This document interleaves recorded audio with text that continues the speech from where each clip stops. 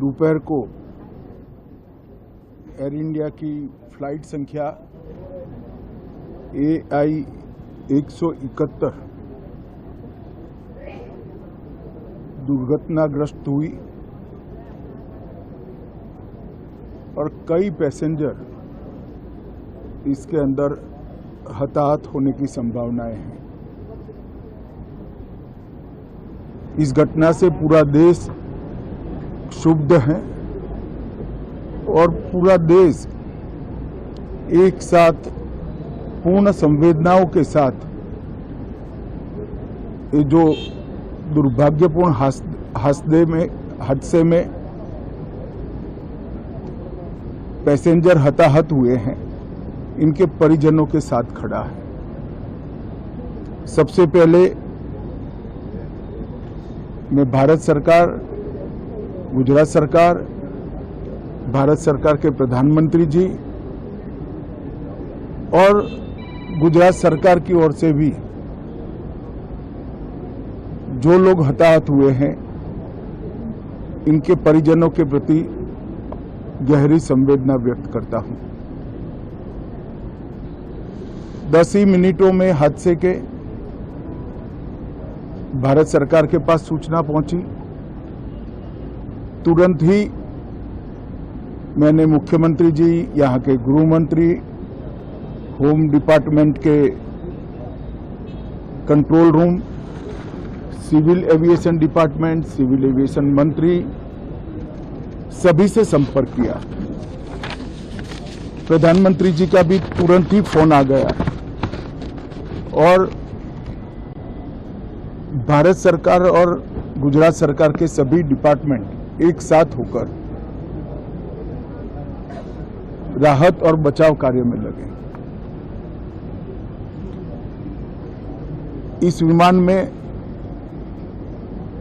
कुल मिलाकर 230 यात्री देश के और विदेश के और 12 क्रू मेंबर सवार थे।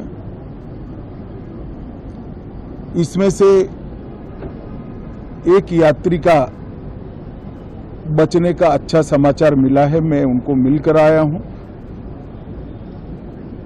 मृत्यु का आंकड़ा तो DNA परीक्षण और यात्रियों की पहचान के बाद ही अथॉरिटी अधिकृत रूप से घोषित करेगी,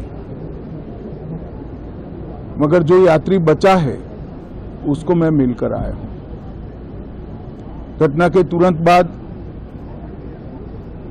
गुजरात सरकार ने बहुत त्वरा से डिजास्टर मैनेजमेंट की सारी इकाइयों को अलर्ट करते हुए, चाहे हेल्थ डिपार्टमेंट हो, चाहे फायर ब्रिगेड हो, चाहे पुलिस विभाग हो, भारत सरकार की भी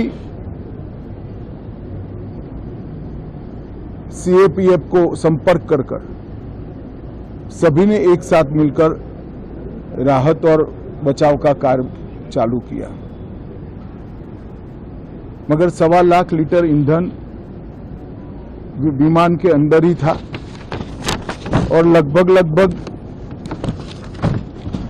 गर्मी, तापमान इतना ऊंचा हो गया कि किसी को बचाने की मौका ही नहीं मिला।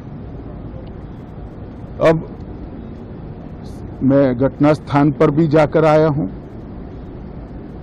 सारे यात्रियों के मृतदेह को बाहर निकालने का काम लगभग समाप्त हो चुका है। जितने यात्रियों के परिजन यहां पहुंच चुके हैं, वो सबका DNA लेने की कार्यवाही भी 2-3 घंटों में समाप्त हो जाएगी। विदेश में जिनके परिजन हैं, उनको सूचना देने की कार्यवाही समाप्त हो चुकी है और जैसे ही पहुंचते हैं उनके भी DNA सैंपल लिए जाएंगे और मृतदेहों की पहचान के लिए जितने मृतदेह मिले हैं, इनके भी DNA सैंपल लेने की कार्यवाही समाप्त हो चुकी है। गुजरात में ही लगभग 1000 के आसपास DNA टेस्ट करने पड़ेंगे। ये सभी टेस्ट करने की क्षमता गुजरात में विकसित है तो डीएनए टेस्टिंग के लिए कहीं गुजरात के बाहर जाने की ज़रूरत नहीं पड़ेगी।